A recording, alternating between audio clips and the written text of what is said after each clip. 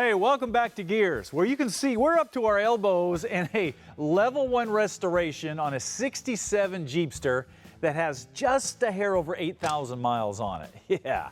Now, I know some of you guys are probably looking at this going, man, that is a lot of stuff.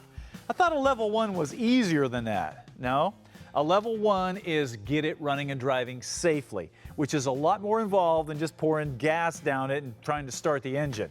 So we're not messing with the paint, we're not doing anything with the top, the interior, no fabrication, none of that kind of stuff. That all comes in levels 2, 3, 4, and 5.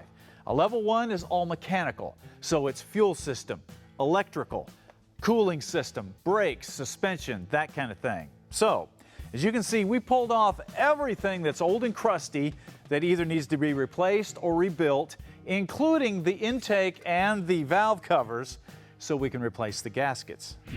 Of course, even on a level 1, you can expect to have some challenges in the project. For example, this original intake manifold originally used 2 studs and 2 bolts to hold the carburetor in place. But if you look closely at that stud, you see how that's rusted and tiny right there? That's just waiting to break. Fortunately, we were able to get it out without breaking it off. But the second one, not so lucky. So we eventually had to put in a helicoil so we had metal threads back into the intake. Now, this may not seem like a big deal, but that little guy right there can absolutely ruin your afternoon. It's going to take all of the tools on this table just to fix that problem. Because first of all, you need to take a grinder, grind off the broken piece so everything is flat with the flange. Then take your punch down in the center of the stud, then take a drill down in the center of the broken stud, and then take your easy out, stick it down in there, and hopefully you'll be able to work the broken piece out. Now, if it comes out, you're good to go. If it doesn't, you're gonna have to drill it out and put in some new threads. Now, how do you do that? Well, you pick up a helicoil kit, and then you take a drill bit in the proper size and drill out all the nastiness. Then you take the tap that's supplied with the kit and tap the new hole.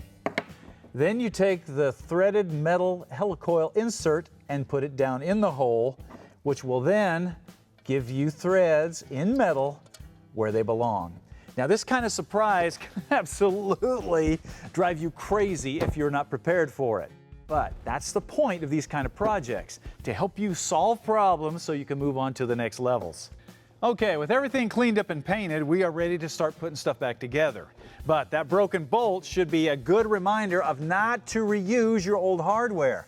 Look at this old stuff. That one there I thought was going to break in the head. That would have been a bad day.